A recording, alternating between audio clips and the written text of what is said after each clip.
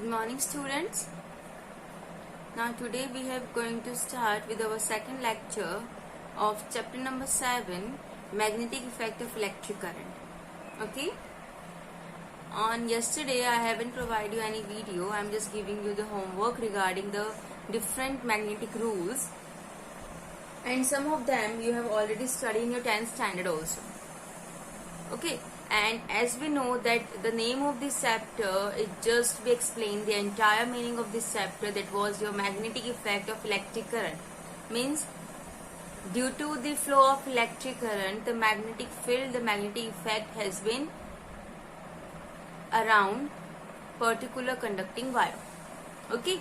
So for that you have already studied in your 10th standard about motor, generator. Okay. Maxwell's thumb rule, right hand thumb rule. Okay, all that the rules which I have just provided you, given you for the work yesterday, that was your snow rule, screw rule, Maxwell's right hand thumb rule. All these things are just simply indicate both the physical quantities, means electric current also as well as the magnetic field also. Okay, so I am just going to start with that rule only. Okay, so our today's topic is direction of magnetic field. Okay, how we are able to identify the direction of a magnetic field if current is flowing through the conducting wire. Now the first is your snow rule. Okay, snow rule in this, if the current in a conductor is from south to north and wire is situated over the compass needle, then the deflection of its north pole is toward west. I'll just be able to understand this thing. One of the one of the observation and conclusion we have studied about this in our Oersted experiment. I think the third number conclusion was that. Okay, the same thing is there.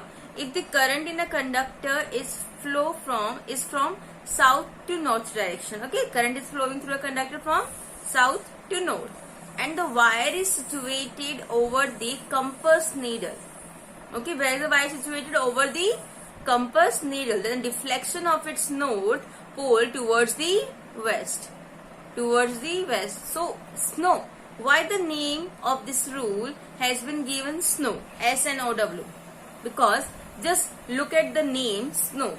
This word snow identifies the entire meaning of this rule. That is, current flow in a conductor from south to north. S means south, N means north, and a wire is situated over. O means over a compass needle. Then the deflection of its north pole is towards the west. W means west. Okay, means the current in a conductor flow from south to north, and a wire is situated over the compass needle. Then deflection of its north pole is towards the west.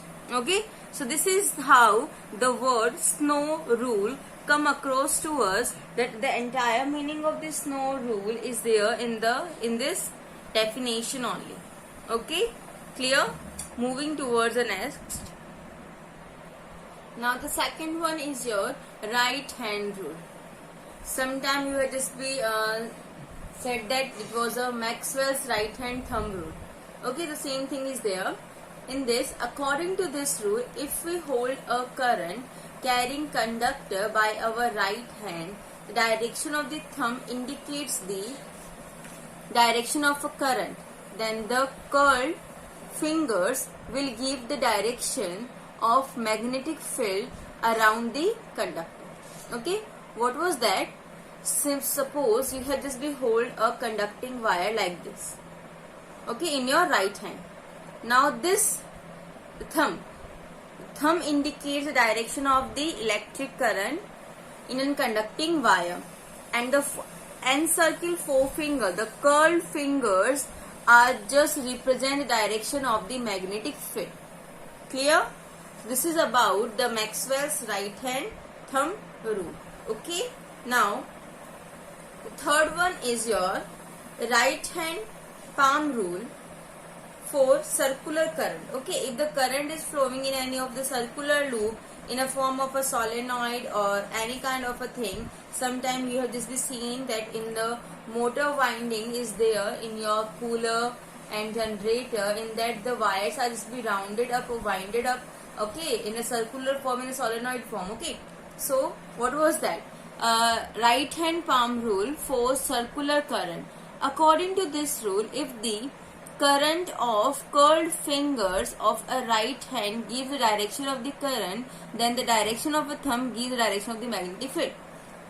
Simple as that. This rule is just completely vice versa of your previous right hand rule. How is it that? In our previous rule, what we are saying, that if we hold any of the conducting wire in our right hand, then thumb indicates the direction of the flowing of current and the curled fingers represent direction of the magnetic field. Now in the right hand palm rule for circular current, these curled fingers are represent direction of the current, then the direction of the thumb represent direction of magnetic field. Means if current creates magnetic field creates the current. Simple as that. Okay. Now the fourth rule is your Maxwell corkscrew rule, or we can say right-handed screw rule. Okay. Simply it will also be saying the right-handed screw rule. Have you ever seen that the screw which we are using at our home? Okay. Just to tighten any of the thing, we are just be screwing. Okay. So what we are doing? When we are just be tighten the thing, then we have to be move this screw like that. Okay, and when we are just be open it out, then we have just be in a opposite direction. Means we are taking a anti-clockwise direction. Okay, and when we tighten the things, then we are doing the clockwise direction. Okay, what was that? Okay, this is your clockwise direction and this is your anti-clockwise direction. This screw rule, this is a type of a screw rule. Okay, so if the direction of the linear motion of a right-handed screw gives the direction of the current in a conductor, then the direction of the rotation of screw gives the magnetic field produced by that current. What was that? Suppose you are just be tighten the things, then you are just be moving the screw in the clockwise direction. Then what was there? The screw is just be going in downward direction. Okay, it means that if the current is flowing in a downward direction, then the magnetic field around that is in a clockwise direction. And when the current is coming in an upward direction, then the magnetic field is there in an anti-clockwise direction. Just simple as that. All these rules are just be having a same meaning. Just correlate the screw rule with your right hand rule, beta. What was that? If the current is coming in upward direction, then the curled finger are in your anti-clockwise direction. Means the magnetic field is there in an anti-clockwise direction. When current is going in a downward direction, then magnetic field in a clockwise direction. Screw rule. When current is going in a downward direction, then magnetic field in a clockwise direction. When current is coming in a upward direction, then magnetic field is there in a anti-clockwise direction. So what was that? Means all these rules are just give you the same meaning in a different form, but the meaning, or we can say the conclusion of all these four rules are your same one. Okay, there is nothing different. So the work which I given you in your yesterday's lecture, or we can say in yesterday's homework, that was about the three rules from this only. Okay, so those who don't have didn't write any of the thing regarding this rule, they may write it down from here. Clear? Now next topic is magnetic field due to a long and straight current carrying conductor. Now next topic is magnetic field due to a long and straight current carrying conductor. Okay, there is a long and a straight current carrying conductor is there, and that we have to calculate the value of magnetic field. Okay, so in that also we are having two cases. First case is magnetic field at a straight current carrying wire of finite length. Okay, here the wire, the straight current carrying wire which we are taking is of your finite length. Okay, so here's the diagram of this magnetic field of a straight current carrying wire of finite length. I have just be here a finite length of a straight wire. Okay, particular point of origin I have just be getting O dash.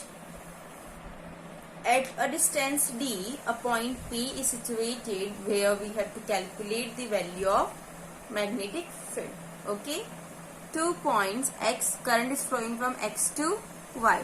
So from X, P point, from Y to P point.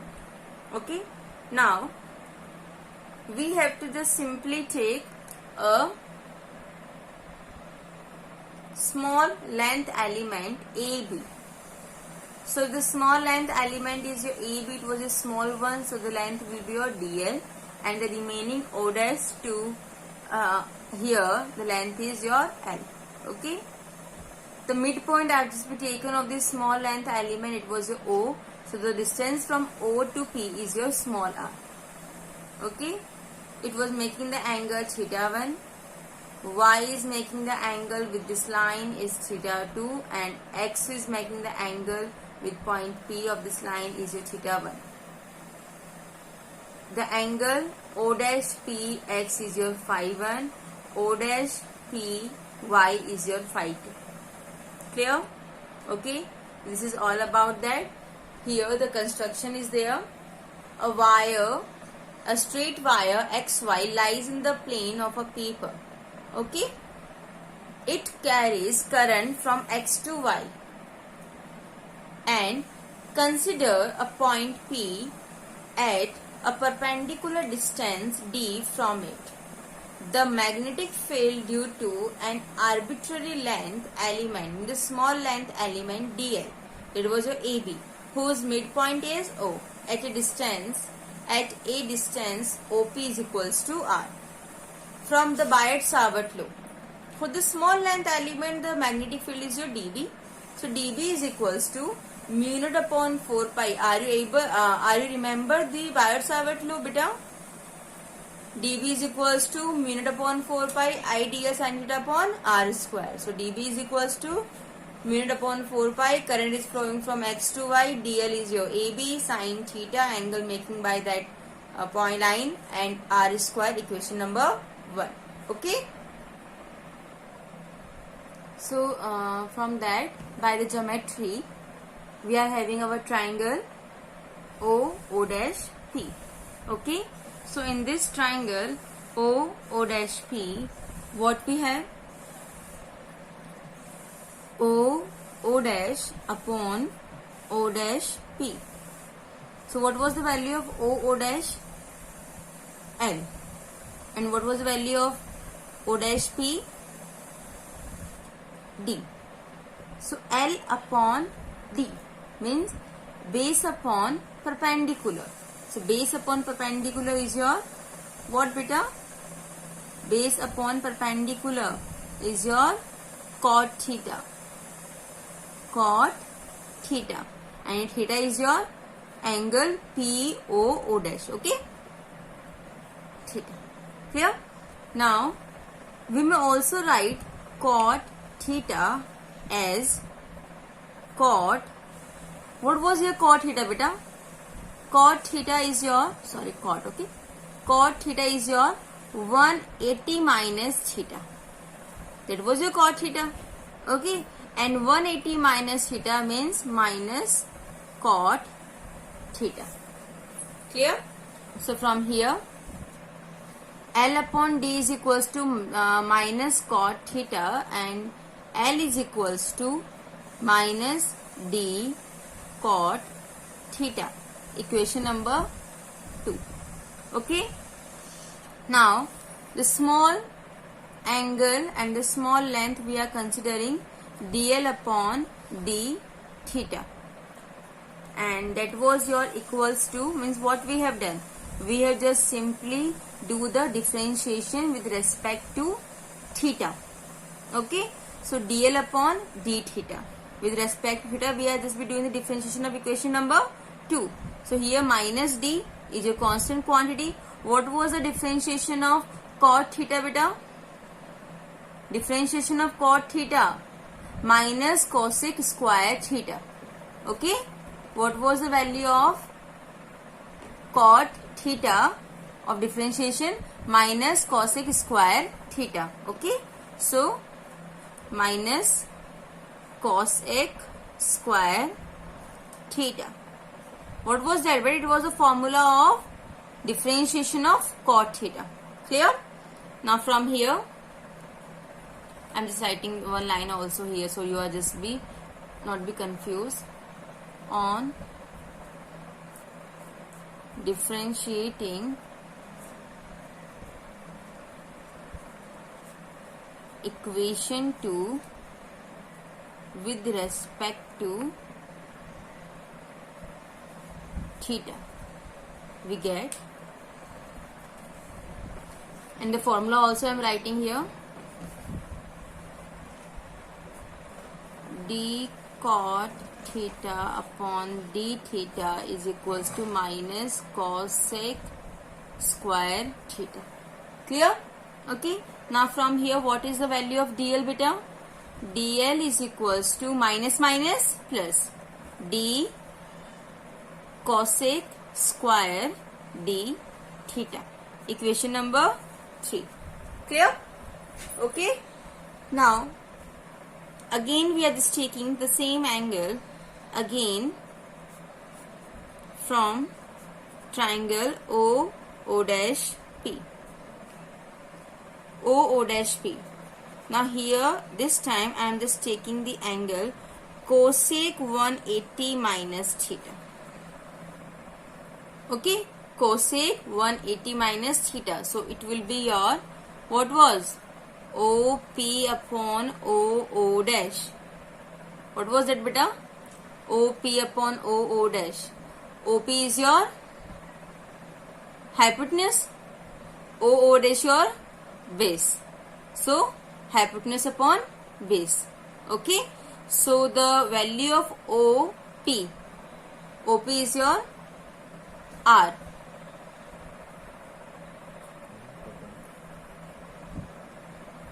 Sorry, for the cosec theta it will be hypotenuse upon perpendicular. So your hyper is your OP and perpendicular is your O dash P. Okay, so O dash P. So the value of OP is your R and value of O dash P is your D, R upon D. So cosec 180 minus theta is your cosec theta is equals to R upon D, and from here the value of R is equals to D cosec theta, equation number 4. Okay, now what we have to do? We have to simply put the value of DL and R from equation 3 and 4 in equation number 1. Okay, so on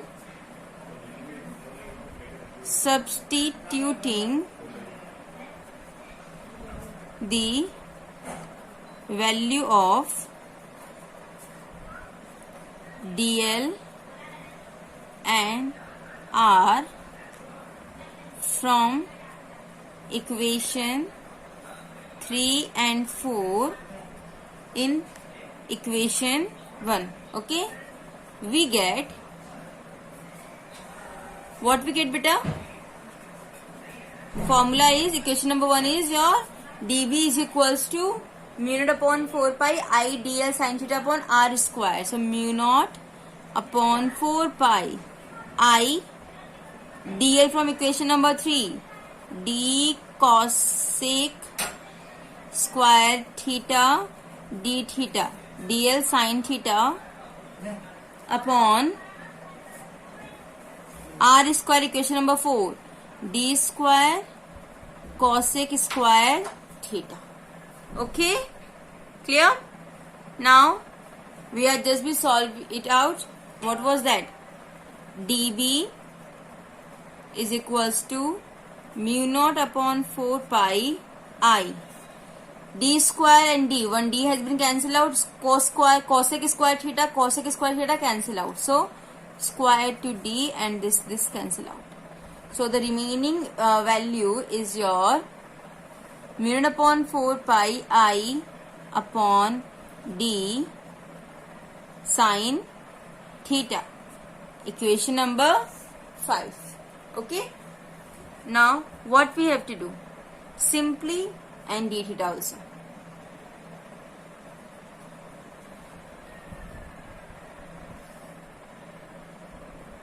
Now, what we have to do? Since the angle theta changes from theta 1 to theta 2 for conductor XY. So, to obtain the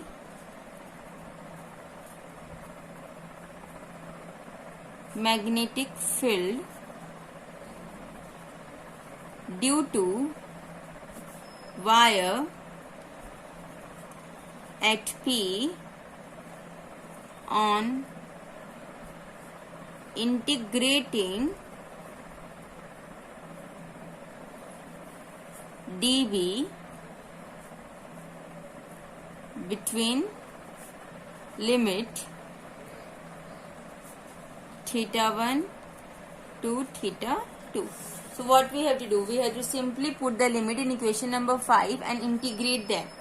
So dB, integration of dB is your B. Okay, mu naught upon 4 pi I D, integration of I upon D, integration of sin theta d theta, limit is your theta 1 to theta 2. Okay, then what we get? B is equals to mu naught upon 4 pi I upon D. What is the integration of sin theta? Minus cos theta. Minus cos theta. Theta 1 to theta 2. Now what we have to do? We have to simply put the limit. So B is equals to mu naught upon 4 pi I upon D minus cos theta 2 minus plus cos theta 1. Okay, final minus initial. Then what we have to do? We have to just arrange the equation. B is equals to mu naught upon 4 pi I upon D cos theta 1 plus cos theta 2. Okay, this is your equation number 6. Now what we have to do? We have to simply put the values of thetas. Okay, so again from geometry, what we have to do? We have to put the values. So your theta 1 is your 90 minus 5 1. Okay, how? Theta 1 plus phi 1 is equals to 90 degree. Okay. Similarly, theta 2 is equals to phi 2 plus 90 degree. Okay. So both the value of theta 1 and theta 2 we have identified from the geometry of our figure. So substituting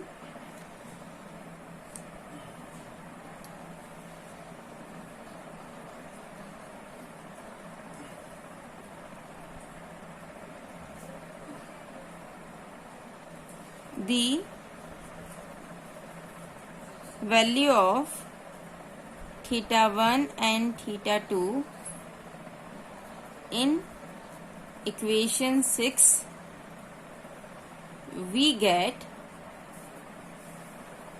what we observe beta.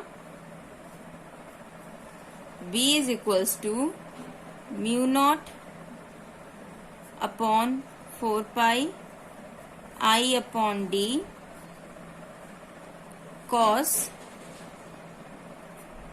90 degree minus phi 1 value of theta 1 minus cos 90 degree plus phi 2 value of theta 2. 90 minus phi 1, 90 plus phi 2, what was that? Sin theta. Okay, so B is equals to mu naught upon 4 pi I upon D. 90 minus theta means cos 90 minus theta means sin theta. So cos 90 minus phi 1 is sin phi 1. Then cos 90 plus theta is your minus sin theta. So here cos 90 plus phi 2 means minus sin phi 2. So minus minus plus sin phi 2. Equation number 7. Okay. So what was that? Phi 1 and phi 2 are the angles subtended by the ends of x and y at P. Okay, with O dash P. So here phi 1 and phi 2 are the angles subtended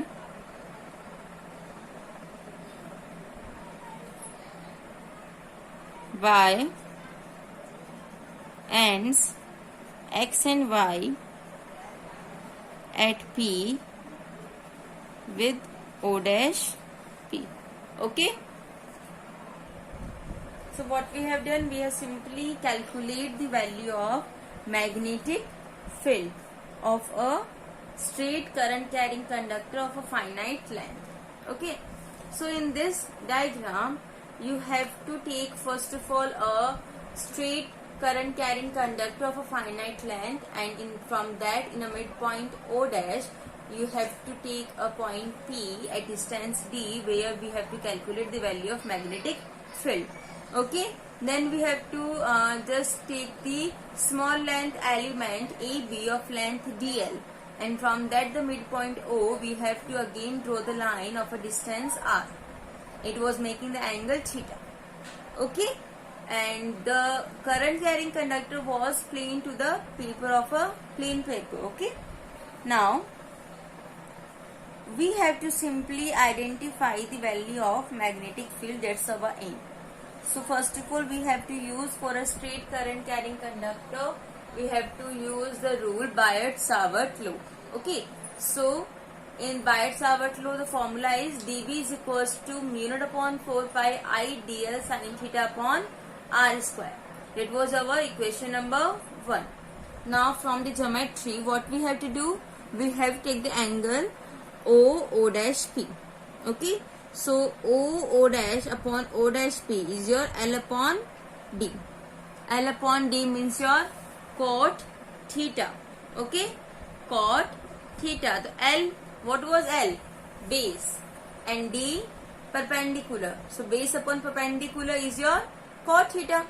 Now the angle is the entire, it was a plane line. So plane angle is your 180 degree. And the angle is your only theta, so 180 minus theta degree. Okay, that was your cot theta. So the 180 minus theta is your minus cot theta. So minus cot theta is equals to L upon D, and L is equals to minus D cot theta, equation number 2. Now we have to differentiate this equation with respect to angle theta. So dl by d theta minus d. D cot theta upon d theta, differentiation of a cot theta with respect to angle theta is your minus cosec square theta. Okay, so we get the equation dl equals to d cosec square theta d theta, equation number 3. Now again we are just be taking the same triangle O dash P, and now we have to calculate the value of cosec theta, and the angle is cosec 180 minus theta, and for this OP upon O dash P. So OP is your hypotenuse, O dash P is your perpendicular. So cosec theta is your hypo upon perpendicular. So the value of OP is your R. Okay, the value of OP is your R and O dash P is your D. Okay, so cosec 180 minus theta is your cos theta, R upon D, and from here R is equals to D cosec theta, equation number 4. We have calculated both the values of DL and R from equation number 3 and 4. So what we have to do now? We have to simply substitute these two values DL and R from equation 3 and 4 in equation number 1. Then we get dV is equals to mu naught upon 4 pi I dl. Equation number 3, d cosec square theta d theta sin theta upon r square. R square is your d cosec theta. So its whole square is d square cosec square theta. Square to d1 cancel out, cosec square theta cancel out. So dV is equals to mu naught upon 4 pi I upon d sin theta d theta, equation number 5. Now we have the limits for these angles, that was, since the angle theta changes from theta 1 to theta 2 from the conductor xy, so to obtain the magnetic field due to the wire at P on integrating dV between the limits theta 1 and theta 2. So here dB is equals to B is equals to mu naught upon 4 pi I d sin theta d theta theta 1 theta 2. So the integration of sin theta is your minus cos theta and dB is your B. So B is equals to mu naught upon 4 pi I upon d minus cos theta theta 1 to theta 2. We have to put limit final minus initial. So minus cos theta 2 minus plus cos theta 1. We have to arrange the values in a order theta 1 plus theta 2. Okay, so B is equals to mu naught upon 4 pi I upon d cos theta 1 plus cos theta 2, equation number 6. Now again we are just using the geometry and we have to calculate the value of theta 1 and theta 2. Then theta 1 is equals to 90 degree minus phi 1. Okay, 90 degree minus phi 1. It means what was that? Theta 1 plus phi 1 is equals to 90 degree. Okay, because when we look at the triangle O dash PX, so one of the triangle having the sum of all the angles of 180 degree. Okay, so one is of a 90 degree. The remaining was the sum of 90 degree. Okay, so theta 1 plus phi 1 is equals to 90 degree. Similarly for that also, theta 2 is equals to phi 2 plus 90 degree, because this was the exterior angle. Okay, so substituting the value of theta 1 theta 2 in equation number 6, we get B is equals to mu naught upon 4 pi I upon d cos 90 minus phi 1 minus cos 90 plus phi 2.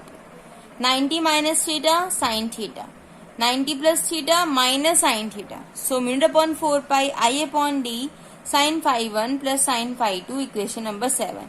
Here phi 1 and phi 2 are the angles subtended by the ends x and y at P with O dash P. Okay, so this is your value and this is the value of the magnetic field which we have to calculate for the straight current carrying conductor of a finite length. Clear? Now moving towards the second portion of this derivation. Okay, now the second point of this is, first condition we have taken for the magnetic field for the finite length. Now we have to take it at an infinite length. Okay, so magnetic field due to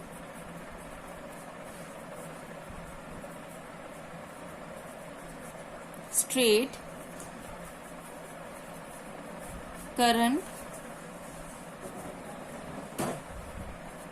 carrying conductor of infinite length. Okay, now we have taken an infinite length.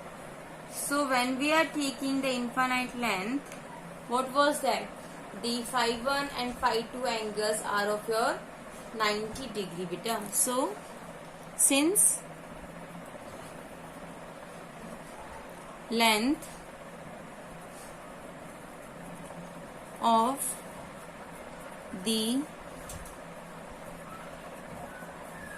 conductor is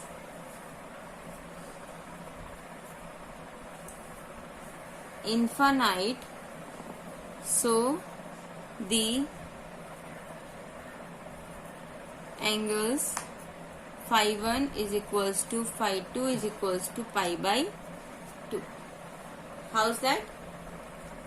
Suppose here your infinite length wire.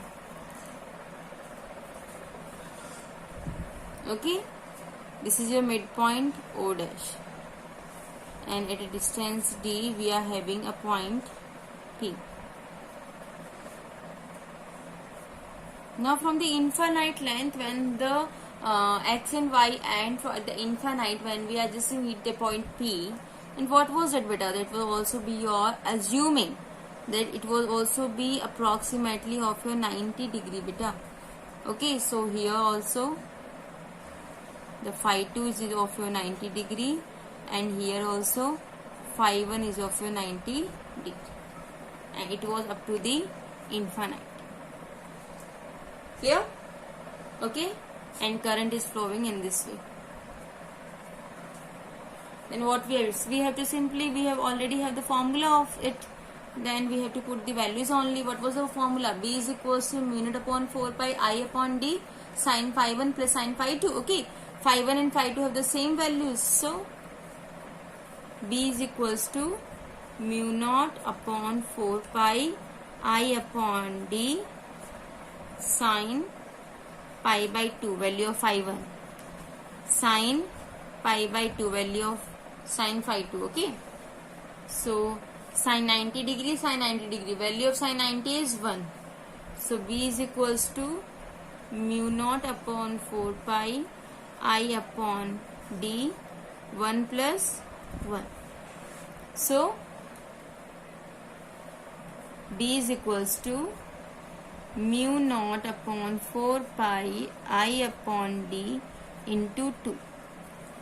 2 to this 4 cancel out. So B is equals to mu naught upon 2 pi I upon D. Okay, this is your value for the infinite length of a conductor. For that you have to calculate the value of magnetic field. So here we are having our two conditions. Okay, we are having our two conditions, and for that you have to calculate the values. Okay, now for the next I am just giving you the homework, and your homework is the question I am just giving you. You have to solve this numerical. Find the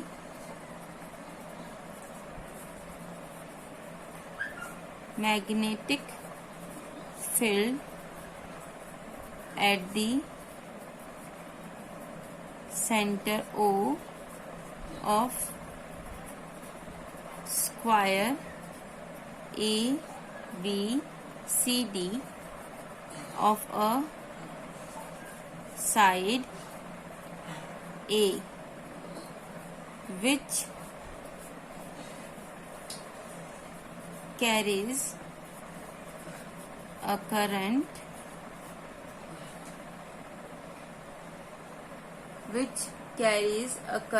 of your 1 ampere. Okay, of your I ampere. Okay, what we are having? We are having a square of a side A.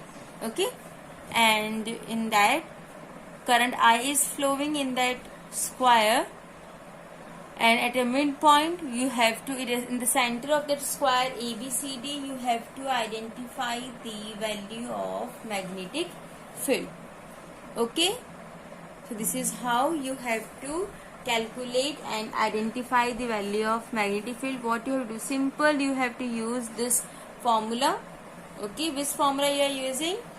Mu naught upon 4 pi I upon D sin phi 2 sin phi 1 plus sin phi 2. Okay, so all the points in a square having equal values of magnetic field. So B1 is equals to B2 equals to B3 equals to B4. Okay, now D. For the half at a midpoint we have to calculate. So D we are taking A by 2, and phi 1 and phi 2 are your 45 degree. So phi 1 is of a 45, phi 2 is of a 45. Okay, and sin phi 45 is a 1 upon root 2. Okay, so simple as that, you can easily calculate the value of magnetic field for the square. Clear? So I hope that you are able to understand. Now different conditions are there that we have start from in our tomorrow's class, tomorrow's lecture. Okay, thank you. That's all for today.